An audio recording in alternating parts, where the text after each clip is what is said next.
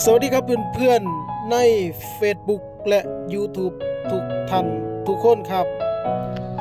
นี่คือเอื้อยกับน้องครับสองคนเพิ่นคุยกันโดนเอื้อยกับน้องเพิ่นสิมาพอกันจักเทื่อนึงอยู่กรุงเทพมหานครนี่ล่ะ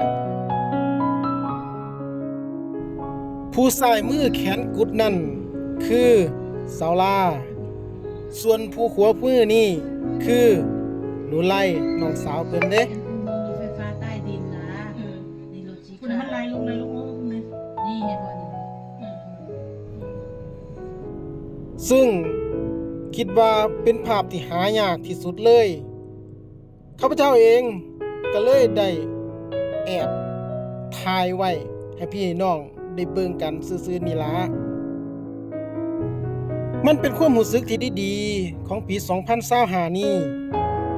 สำหรับมื้อนี้ผิดพลาดประการใดขออภัยมื้อนี้เฮาเองก็ขอกล่าวคำว่าสวัสดีครับ